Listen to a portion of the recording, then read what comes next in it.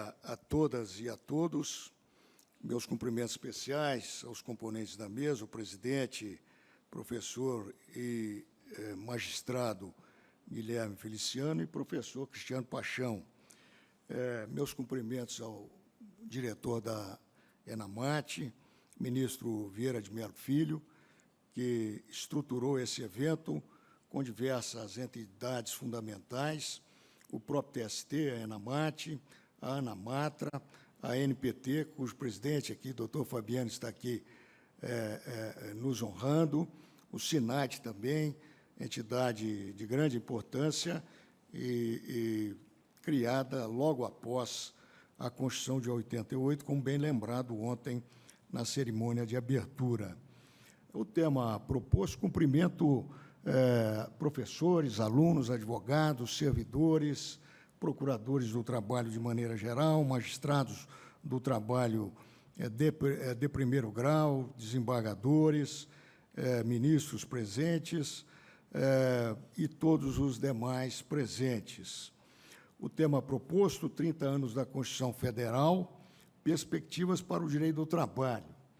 Naturalmente, que me valho desta apresentação magnífica do professor Cristiano Paixão, da UNB, que nos trouxe já um histórico bastante emblemático, fazendo uma conjugação da parte social com a parte jurídica da Constituição de 1988 e da sua importância na história brasileira.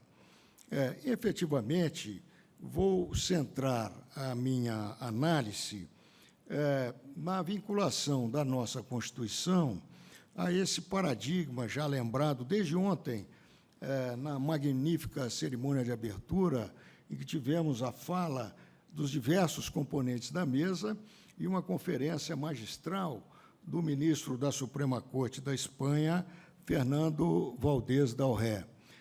Todas as falas foram de grande impacto e tiveram a grande virtude de enfocar um aspecto correlacionado a esse tema vinculado à comemoração da nossa Constituição, ou a análise do papel da Constituição e de sua perspectiva no presente momento.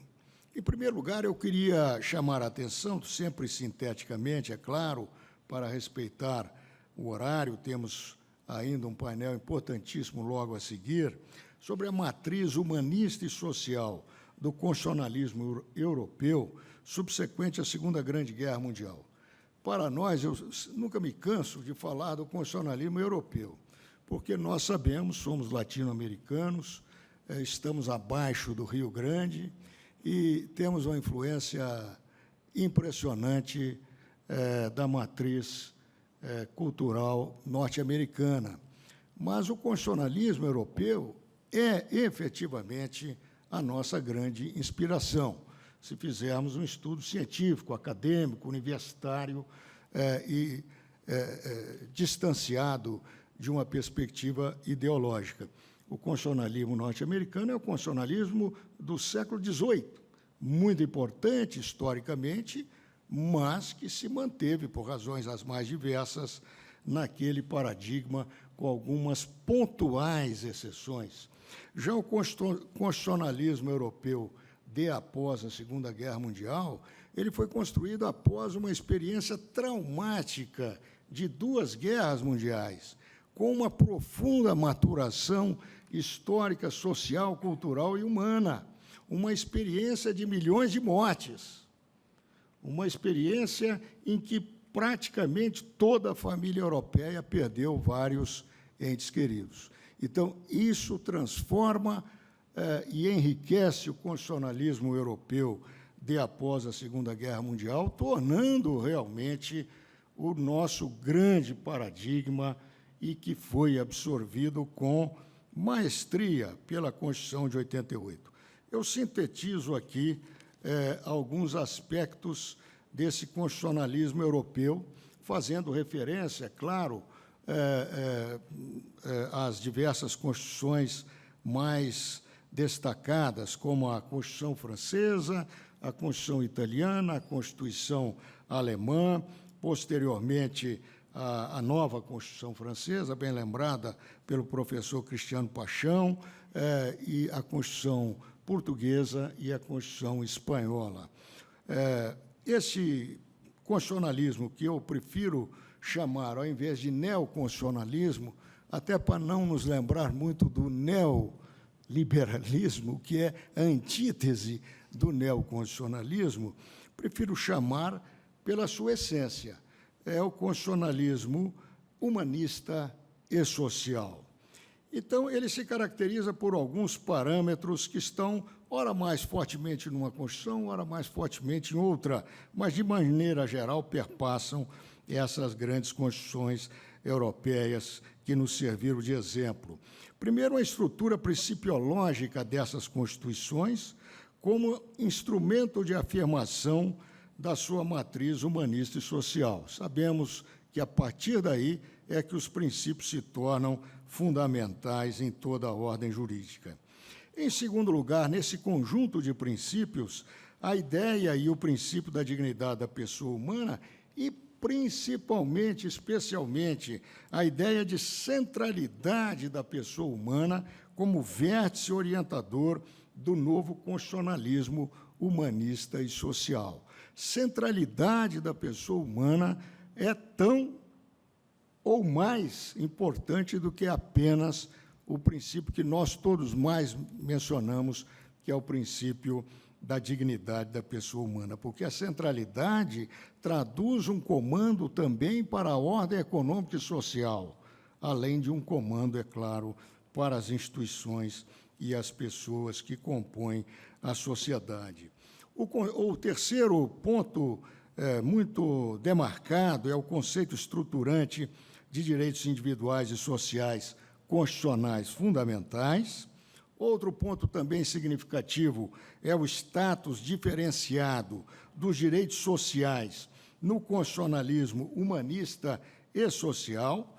Os direitos sociais, que são também, é claro, numa certa dimensão, sob um certo ponto de vista, direitos individuais, mas que têm uma projeção social significativa.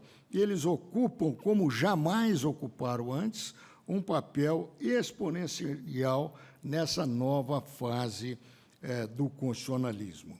É preciso que nós observemos que esse constitucionalismo, historicamente, se realizou, conforme já mencionado e bem sabemos, no ambiente europeu ocidental. É claro que com gradações, com aprofundamentos diferenciados, alguns autores dizem que quanto mais se sobe para a Europa, mais profundo, sólido é esse tipo de constitucionalismo, esse modelo de constitucionalismo, mas, de maneira geral, toda a Europa ocidental está dentro desse paradigma. E a realização histórica desse paradigma se fez de uma maneira bem clara, que nós enxergamos visualmente nas instituições, na paisagem europeia, que é o estado de bem-estar social. O estado de bem-estar social, que é mais profundo ou menos profundo, dependendo, é claro, da experiência de cada país, mas que praticamente está presente em todo o Ocidente europeu. O estado de bem-estar social como concretização e consagração desse constitucionalismo paradigmático do pós-guerra, com o status diferenciado que nele se atribui aos direitos sociais. E falando rapidamente desse estado de bem-estar social, que se realiza no direito por intermédio do chamado Estado Democrático de Direito, ao qual faremos maior referência mais à frente, ele se caracteriza por alguns pilares também específicos. De um lado, a democracia como valor essencial, e, ao mesmo tempo, como estrutura multidimensional da sociedade política e da sociedade civil. Ou seja, daí nós temos uma diferença profunda entre o constitucionalismo europeu e o constitucionalismo norte-americano, porque no constitucionalismo europeu, democracia é, sim, uma realidade e um conceito multidimensional. Não se esgota apenas na estrutura e funcionamento da sociedade política, mas tem que ter uma dimensão também social, uma dimensão institucional, uma dimensão econômica também, que é maior ou menor, dependendo dos países, é claro, uma dimensão cultural também bastante relevante. Ou seja, a estrutura multidimensional da sociedade política, da sociedade civil e da própria democracia. Além disso, é característica desse padrão a democracia como habitat imprescindível para a afirmação da centralidade e da dignidade da pessoa humana e do próprio constitucionalismo humanista e social. Ou seja, se quisermos fazer uma análise acadêmica rápida sobre a presença ou não desse paradigma, nós temos que eliminar todos os países em que, embora tenham uma política social importante, significativa, real, mas não tem democracia. Então, a democracia é uma característica atávica a esse paradigma do Estado, do constitucionalismo humanístico ou humanista e social.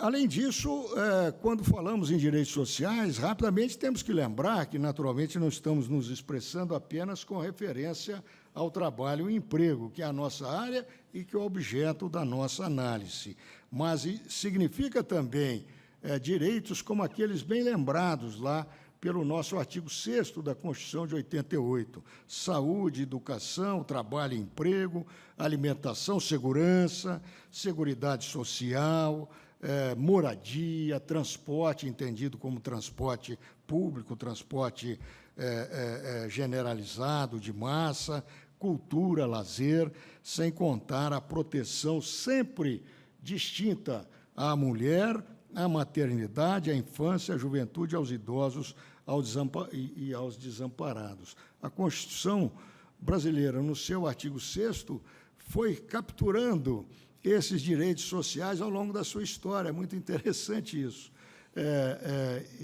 O elenco de hoje é muito mais rico do que o elenco de 5/10/88, embora hoje estejamos passando por uma clara fase que faremos menção logo a seguir, de desprestígio à própria Constituição de 88, ao seu conteúdo e ao conceito e à realização dos direitos sociais. A consagração e o aprofundamento do constitucionalismo humanista e social no Brasil se deu realmente a partir da Constituição Federal de 88. É claro que há uma história prévia no constitucionalismo brasileiro. A Constituição de 34 foi a primeira que fez referência à ideia de direitos sociais. A Constituição de 46 é também uma Constituição razoavelmente democrática e com um apelo social também razoável. Mas, efetivamente, apenas a Constituição de 88, como veremos imediatamente a seguir, é que incorporou esse paradigma novo europeu. Até não poderia ser diferente, porque a de 34 é anterior a esse paradigma e a de 46 ocorre exatamente no início desse paradigma, quando ele, inclusive, não está bem claro ainda. Vamos lembrar que a Constituição da Alemanha, de 1949, é posterior à nossa Constituição, e ela, entre as três primeiras, é que mais avançou no lançamento desse paradigma. Por essa razão, naturalmente, as duas Constituições de 34 e 46 têm que ser reverenciadas, têm que ser elogiadas, mas estão longe de terem incorporado esse paradigma no país. Isso se deu a partir da Constituição de 1988. E quais são os pilares do constitucionalismo humanista e social incorporado pela Constituição da República Federativa do Brasil? É claro que poderíamos encontrar mais pilares, mas eu estou aqui apontando 4 grandes pilares. Em primeiro lugar, uma arquitetura constitucional de um Estado democrático de direito. O Estado democrático de direito tem que ser compreendido, conforme já mencionamos, a partir, basicamente, de 3 grandes estruturas. Em primeiro lugar, o destaque que é dado à pessoa humana como parte integrante do conceito de um Estado democrático de direito. Isso é uma novidade completa do novo constitucionalismo ou do constitucionalismo humanístico e social. A pessoa humana era um apêndice, vamos lembrar a Constituição americana, era um acréscimo à Constituição, não fazia parte da estrutura da ideia de Estado, mostrando, portanto, uma limitação natural dentro da história e mais um avanço muito grande do constitucionalismo europeu pós-Segunda Guerra Mundial. Então, o primeiro pilar do Estado Democrático de Direito é realmente a pessoa humana, é compreendida como um centro de realização da dignidade e o centro de estruturação das instituições, do próprio direito e das dinâmicas sociais. Em segundo lugar, a concepção de uma sociedade política democrática e inclusiva. Aí não há, talvez, uma grande novidade, apenas o acréscimo da ideia da democracia e da ideia de inclusão, mas há um terceiro pilar, que é uma novidade também desse novo constitucionalismo e que está bem incorporada, claramente incorporada na Constituição de 88, com bastante minúcia, inclusive. A sociedade civil como também parte do Estado democrático de direito, mas uma sociedade civil que seja democrática e inclusiva. Por essa razão é que a nossa Constituição teve o cuidado de, inclusive, alterar o local de afirmação dos direitos individuais e sociais trabalhistas, tirando esses direitos lá do final da Constituição, como era a tradição brasileira até então, desde 34, e passando esses direitos para o título 2, de certo modo, também para o título 1, através de alguns princípios cardeais que estão no título 1. Ou seja, os direitos individuais e sociais trabalhistas estão no início da Constituição, na sua parte mais transparente, na sua parte de maior reverência, de maior elogio, inclusive na doutrina. E isto é uma demonstração que a Constituição entende o Estado Democrático de Direito como um Estado que tem de ter, sim, uma economia e uma sociedade que sejam democráticas e inclusivas. Então, uma economia estritamente mercantilista, ultraliberalista, não atende os paradigmas do Estado Democrático de Direito Constitucional de 5/10/88. Outro pilar importante, que já mencionamos, passamos rapidamente por ele, é a democracia como valor, como prática, e como estrutura e como prática fundamentais. Além disso, nesses pilares do constitucionalismo humanista e social da nossa Constituição, nós temos a arquitetura principiológica da Constituição de 88, com vários princípios fundamentais. Da nossa área trabalhista, sintetizamos alguns desses princípios naquilo que chamamos de princípios constitucionais do trabalho, mas vários deles são princípios gerais, que atingem todas as outras áreas do direito. Estão posicionados para fins de estudo também no campo trabalhista, dentro daquilo que o professor Valdez Del Rey falou ontem à noite, a ideia de constituição trabalhista que a doutrina europeia menciona bastante. Ou seja, a ênfase na questão da valorização do trabalho é tão grande nesse novo constitucionalismo que você pode até imaginar que existe uma constituição trabalhista dentro dessas novas constituições. Na brasileira, então, essa Constituição trabalhista é enfática. Nós temos, provavelmente, mais regras, normas e princípios que afetam o direito do trabalho na Constituição de 88 do que com relação a qualquer outro campo jurídico, numericamente, estatisticamente. Ora, isso não é uma mera coincidência, isso não é um erro constitucional, esse é um projeto constitucional, é uma matriz constitucional de valorização da pessoa humana, de colocar a pessoa humana no centro da ordem jurídica e de valorizar também o trabalho humano. Outro pilar importante dessa consagração e aprofundamento do constitucionalismo humanista e social na Constituição de 88 é o conceito constitucional de direitos fundamentais, individuais e sociais da pessoa humana, que já foi também, de certo modo, mencionado ontem e mencionado hoje com brilhantismo pelo professor Cristiano Paixão. Também, para terminar esse aspecto, poderíamos ter avançado outros pilares, a concepção constitucional muito clara de direito como instrumento de civilização, e direito como instrumento de avanço social, direito como instrumento de maior igualdade entre as pessoas humanas, direito como instrumento de inclusão, e não direito como instrumento de barbárie.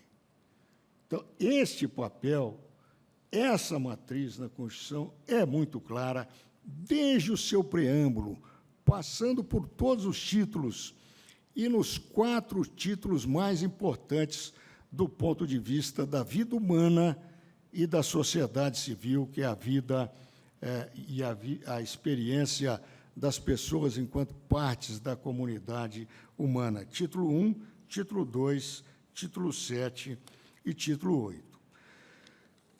Nós sabemos, entretanto, que desde os anos 70, e não vou me estender nesse tópico, me parece que ele já foi bastante enfatizado ontem, e é de amplo conhecimento. Desde os anos 70, passando pelos anos 80, 90, 2000 e a presente década,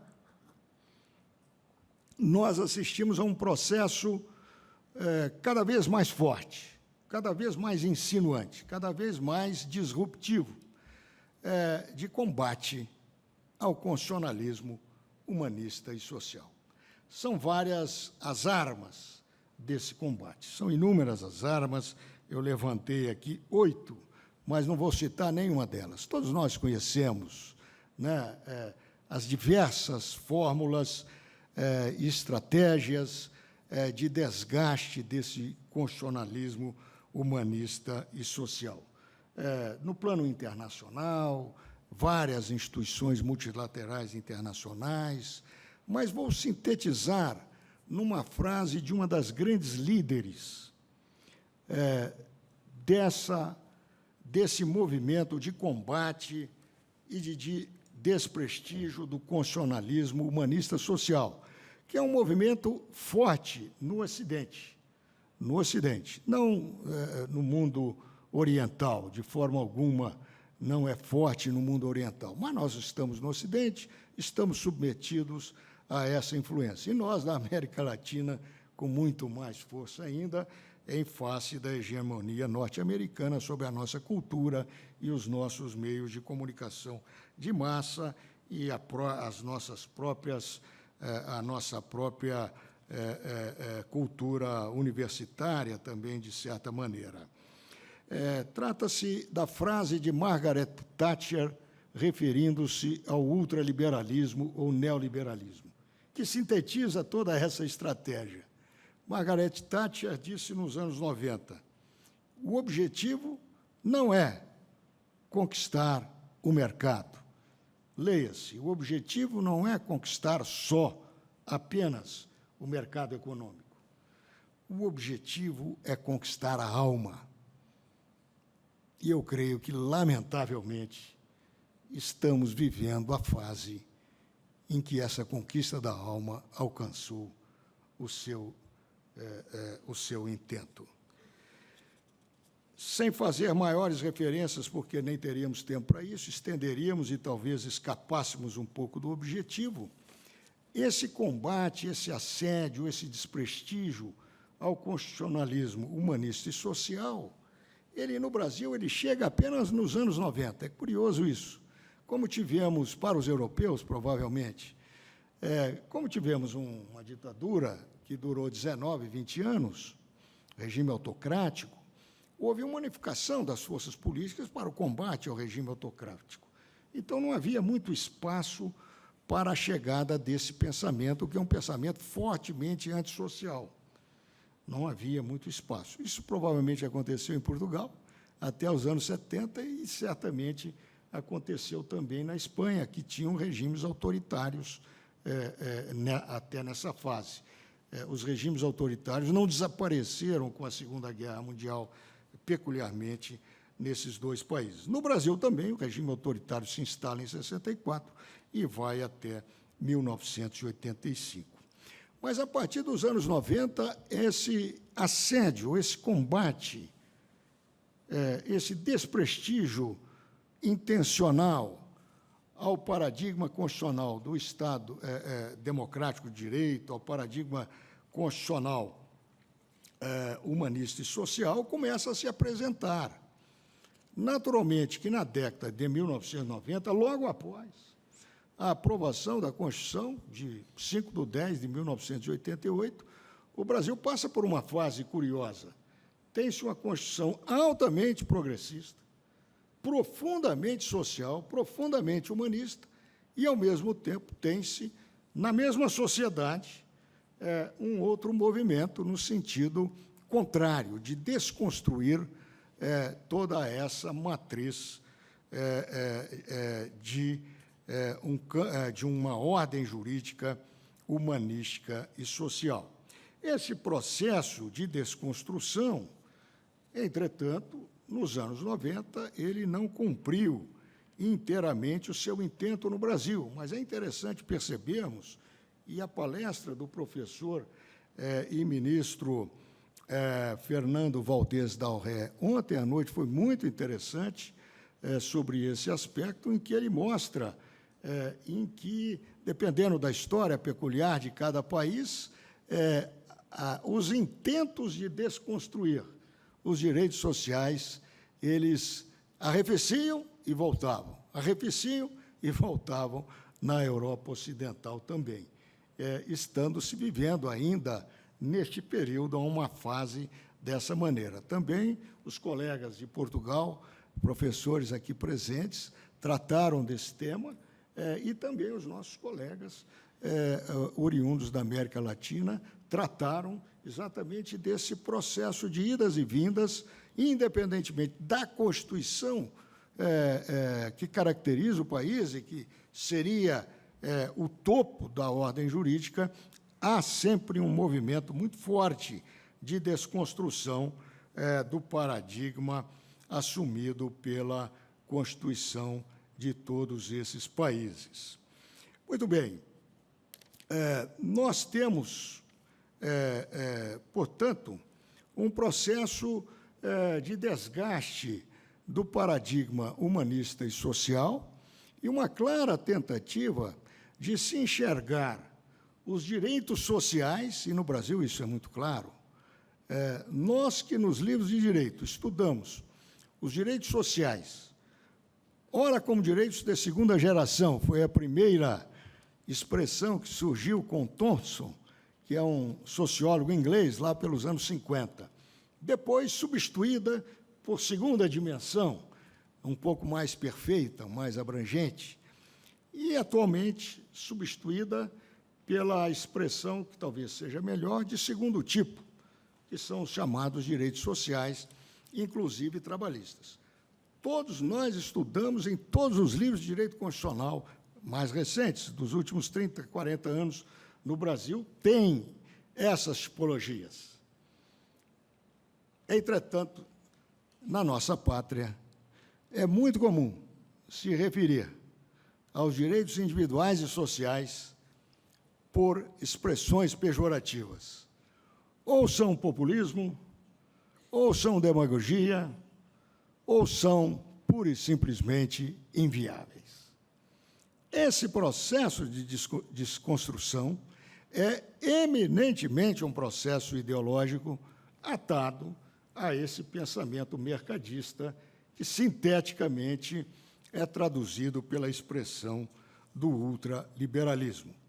E algumas culpas se colocam também nos direitos sociais, como bem lembrado ontem pelo professor Fernando Valdez da Urré. A culpa do déficit público ou a culpa do desemprego, ou a culpa, no caso brasileiro, mas é muito claro isso, muito repetido, a culpa da baixa produtividade da economia privada brasileira.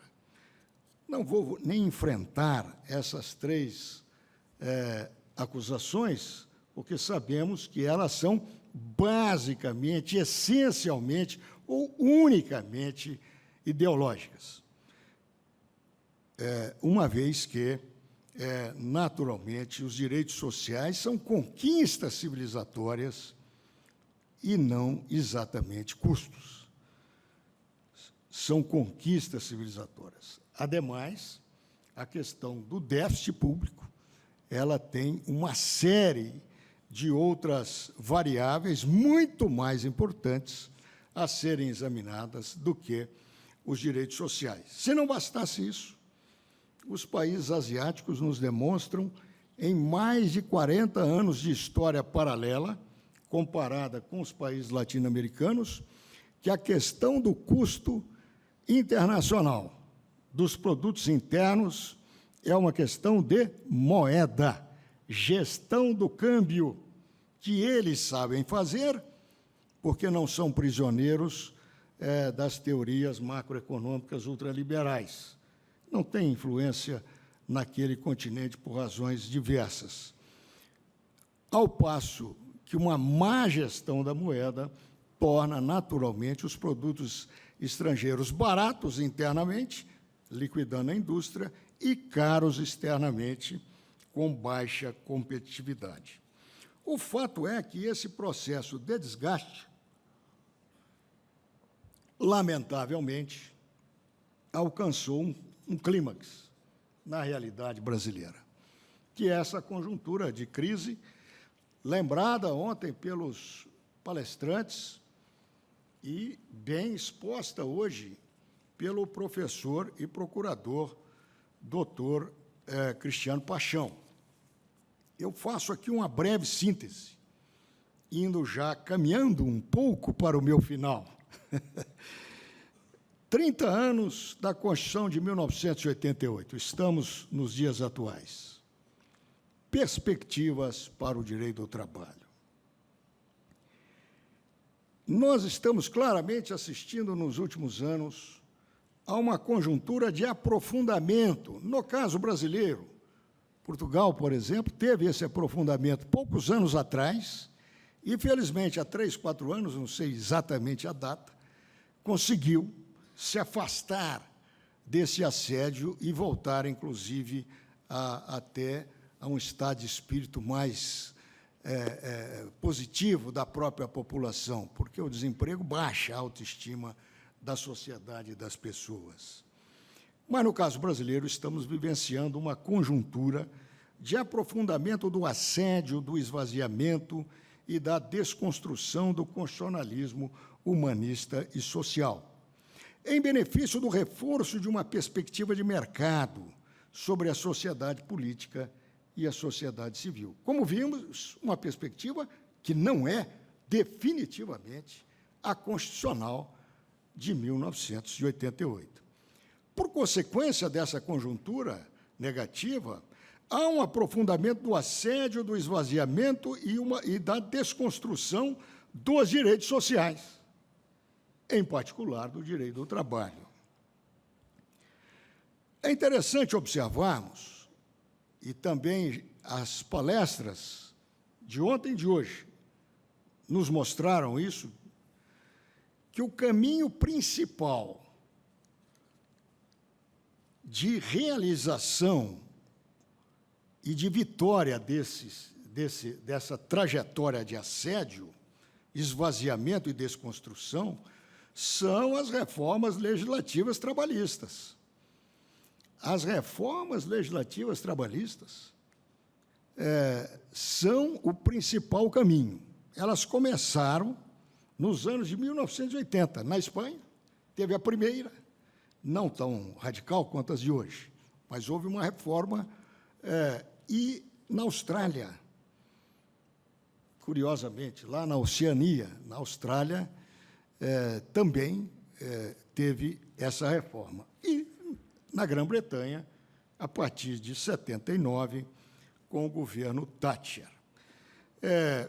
É claro que aquelas reformas daquela época nem se comparam com as posteriores. O que é interessante do ultraliberalismo, que é uma espécie de teoria da ganância.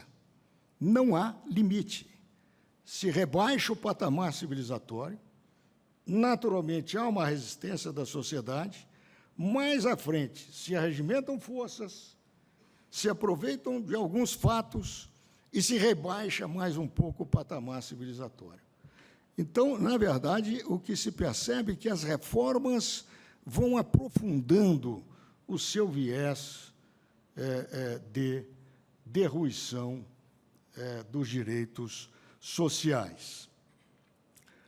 A partir dos anos 80, esse processo se manifesta, dependendo dos países. Nos anos 90, ele chega à América Latina, primeiro na Argentina, nos anos 90 chega logo depois no Brasil, e é a primeira experimentação que temos desse contraponto entre um constitucionalismo humanista e social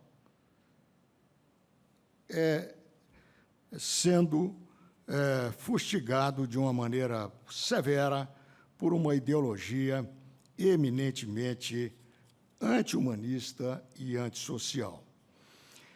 Esses são os caminhos tradicionais do assédio. E, naturalmente, a nossa reforma trabalhista traduz isso, o professor Cristiano mostrou muito bem, e também as palestras de ontem enfatizaram muito bem.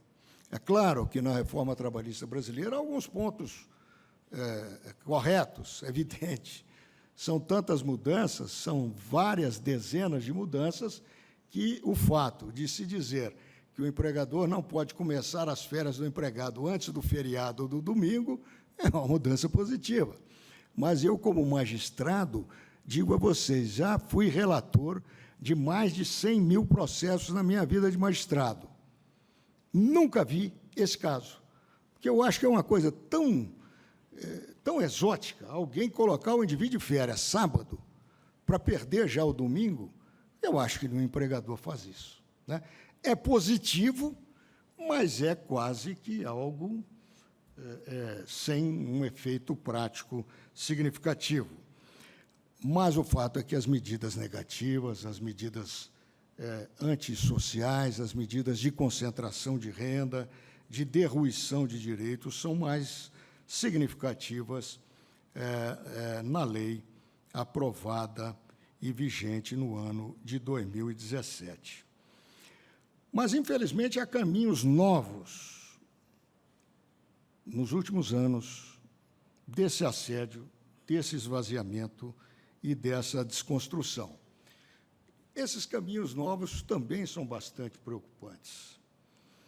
Eles não estavam muito presentes nos anos 70, 80 e 90. Pelo menos no Brasil, não me lembro disso. É claro que sempre teremos uma ou outra interpretação controvertida, isso é inevitável na vida e na experiência do direito. Mas não havia um conjunto tão significativo de interpretações jurídicas contrárias à afirmação dos direitos sociais. Então, esse novo caminho ele está presente também na Europa, não em todos os casos. Mas, por exemplo, o Tribunal Europeu, da União Europeia, ele tem algumas decisões emblemáticas nessa direção. Todos sabemos que o segmento, a região mais desenvolvida do planeta Terra, do ponto de vista humanístico e social, é a Europa Ocidental. Todos sabemos. Essa é a grande lição, entre várias outras, que a Europa Ocidental trouxe para o mundo inteiro. Uma visão social, uma visão humanista, e que se aprofundou muito após a Segunda Guerra Mundial, conforme vimos. Mas o Tribunal da União Europeia tem algumas decisões que parecem paradigmáticas dessa nova vertente. E na universidade temos essa vantagem, né, professor Cristiano?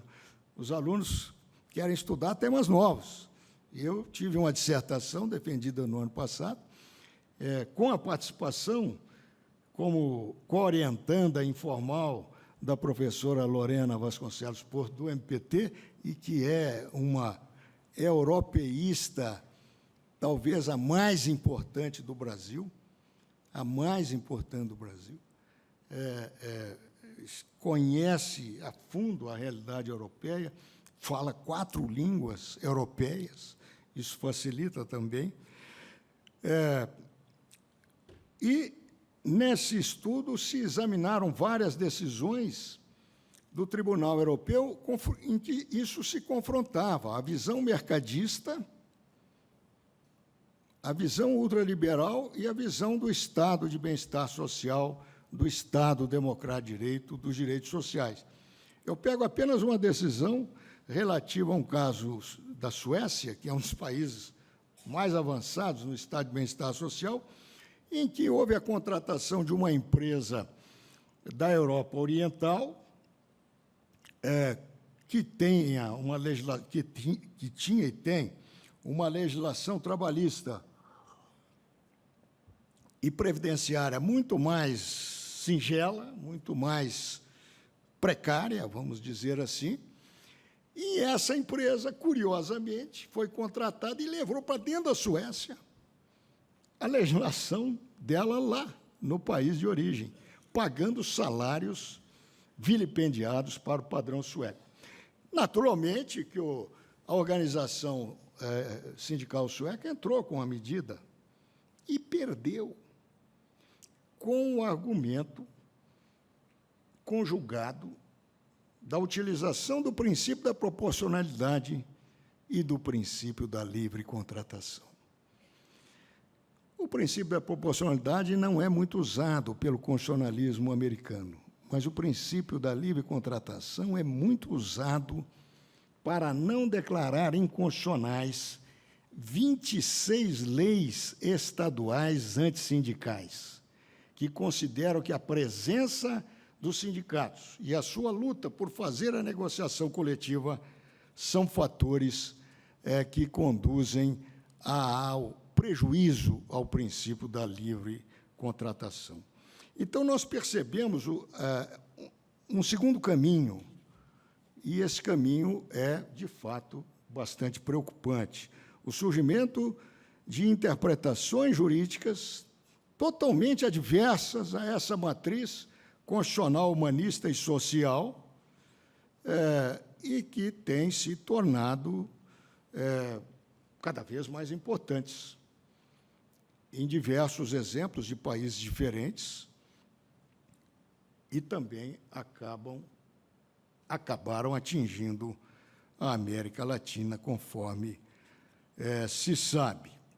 E são interpretações também negligenciadoras, como o professor Cristiano disse, das normas internacionais sobre direitos humanos, sociais, econômicos, culturais, inclusive os trabalhistas.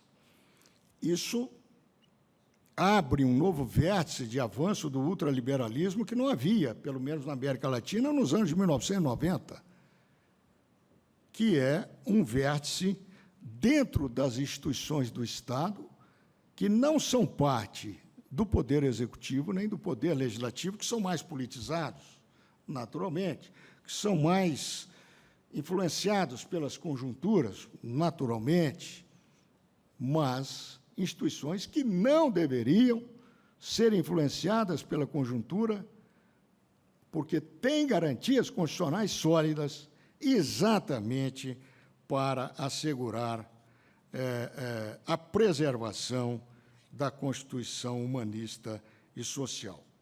Para não terminar, professor Cristiano, eu estava terminando aqui, mas vi a fala do professor Cristiano e o alerta dele. Eu falei, ele tem toda a razão, então eu rapidamente escrevi o meu para casa. Não se pode terminar com pessimismo. Eu concordo com essa frase, mas me esqueci dela. Então, eu acrescentei o último item mesmo para valer. Não há só pessimismo. O segundo caminho é perigosíssimo. Se a interpretação jurídica, ainda estou dentro do terreno pessimista, se a interpretação jurídica se tornar uma adversária da Constituição da República, é muito perigoso. A sociedade está sem defesa. As pessoas humanas estão sem defesa. Só o poder é que passa a ter voz. Mas vamos à parte otimista, professor Cristiano. Obrigado.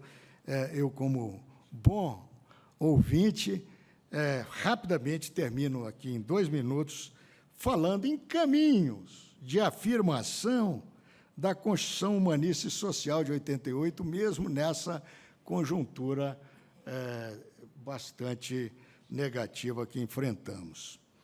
Em primeiro lugar, a preservação das instituições que sejam harmônicas à matriz da Constituição de 88. E a preservação dessa dimensão dessas instituições, a ênfase nisso, o Ministério Público do Trabalho, que realiza tão bem esse papel, de uma maneira tão clara, objetiva e transparente, me lembro do doutor Ronaldo Fleury, na época da reforma, foi criticado, mas o senhor só vem aqui criticar a reforma.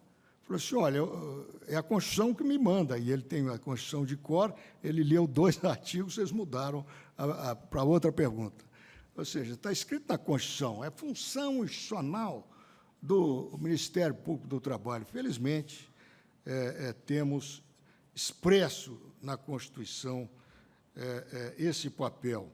A Justiça do Trabalho, com a sua jurisprudência, Claro que a jurisprudência muda, é natural, mas nós temos cerca de 1 milhar de súmulas, OJs e precedentes normativos.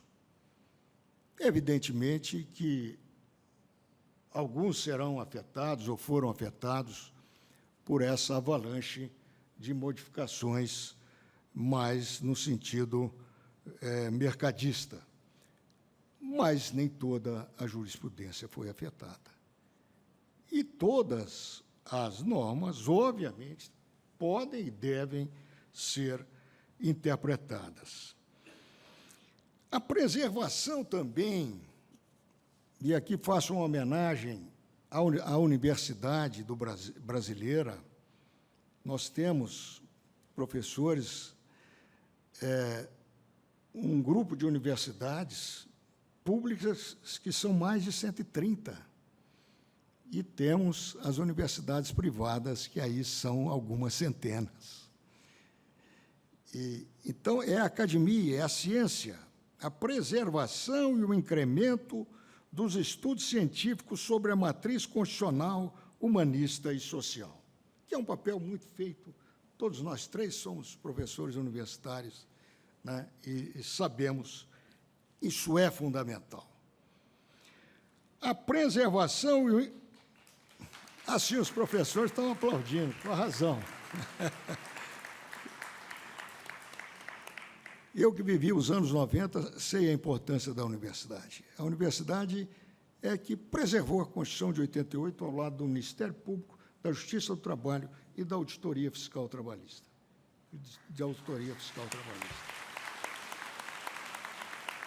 Naquela época, isso era claríssimo. E, com o tempo, a gente vê cada vez mais claro. A preservação e incremento da valorização e centralidade do trabalho na ordem jurídica e na vida socioeconômica. É fundamental a todo instante, enfatizar essa diretriz constitucional. E, finalmente, a responsabilidade individual e social das pessoas e das instituições em darem efetividade e respeitarem a Constituição de 5/10 de 1988, independentemente do fluxo das conjunturas políticas e ideológicas. Muito obrigado.